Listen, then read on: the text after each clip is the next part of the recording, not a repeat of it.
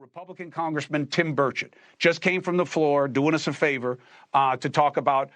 He told us they were going to vote again, by the way. The last time they voted, they failed by one vote or whatever it was. He said it was going to happen again. It did. And once again, he voted to do it. Feeling good about yourself tonight, Representative Burchett, are you?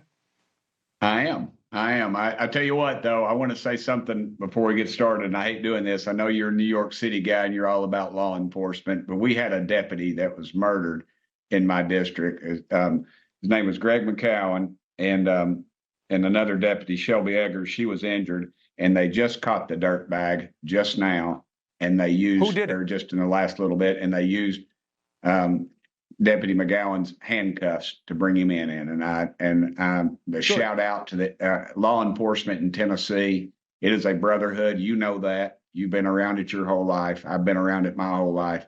And that is some really good news that they caught this dirtbag before he could hurt anybody else. Who did it? Was it a guy on the run? Was it that guy that they've been searching for? Okay, so this was a guy who'd been on the run for several days. Correct. And I don't want to say his name because I don't want to give him any publicity. But I respect it. I hope he'll get the full measure of justice. Yeah, that's what you mean to say. Yeah. Don't get yourself in trouble. We just want him to get the measure of justice, and that can be a metaphor for whatever people want it to be. Thank you for giving us that alert. Dusty and I had been watching that story. It's good to know the bad guy got caught and that he's going to face consequences for what he did. That's the way our society is supposed to work. Now, in terms of questioning how it's working, we spoke last time about impeaching Mayorkas and what it does to help keep people safe. Do you have a new answer for the audience tonight about why spending congressional time and energy on impeaching Mayorkas is going to keep America more safe? I think it sends a message, where everybody gets a trophy in this world and nobody's held accountable. I don't know. They're probably still blaming Reaganomics for their problems, but he lied under oath. He said the border was safe. He continuously said that. You and I both know that's a lie, and he refused to do anything about it. So that's grounds to me for removing him. I think you lie under oath, especially to Congress. I told somebody earlier, I said the only people that get to lie to Congress are members of Congress. But this guy repeatedly told lies, and this country's paying the price for it. $400 million a year, fentanyl, murders, 100,000 children at the border that nobody's accountable for, and he's the guy that's responsible. He needs to quit lying under oath and start doing his dadgum job. I can't argue the problem. Everybody knows it's real. I argue the inaction of doing anything about it. I could argue the case that he didn't lie to you guys. That's his opinion, and it's a weak opinion. What does he mean by safe? How do you measure it? Could it be worse? Could it be better? But let's put that to the side. The reality is also, Congressman, that you guys in the House, Johnson won't work on a security bill. He says, well, we already passed one. Yeah, but it was rejected by the Senate. He doesn't want to work on one. Now he's saying, I won't work on funding Ukraine or Israel either. So you didn't like, Johnson this is, not you, didn't like the border bill because it had Ukraine in it. So they take Ukraine out, and now you won't work on it separately or together. How is this anything but ugly politics? Well, they never did actually take it out. They're still in there. They've continuously done this back and forth.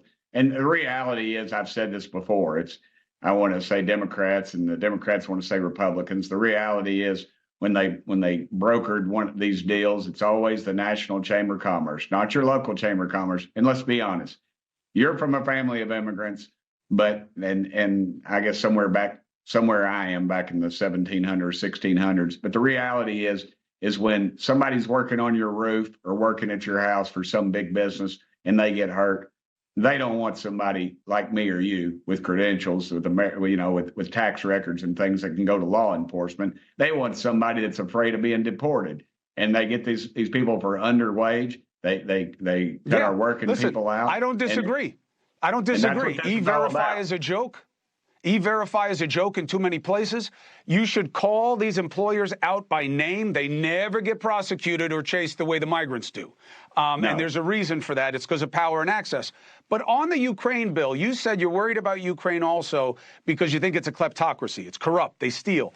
The Secretary of Defense says he doesn't believe that any of the equipment that has been put there has been misappropriated, even though there's always graft, there's always corruption. He doesn't see an acute concern in Ukraine. What do you know that General Austin does not?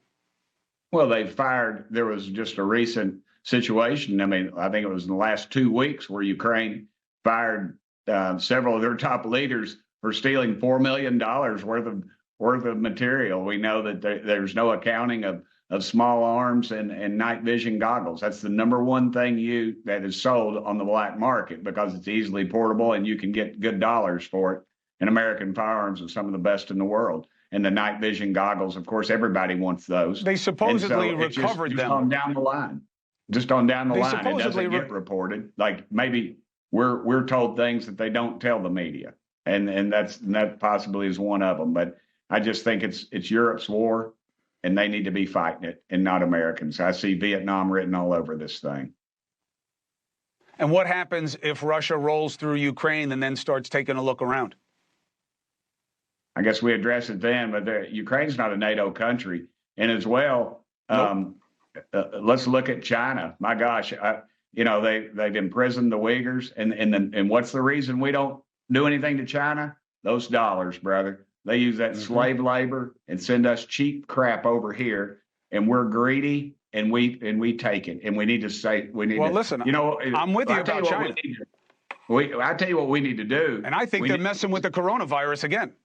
Yeah, again, we need to use our economic might, and instead of our military and risking losing our boys and girls overseas, that's what we need to start enacting.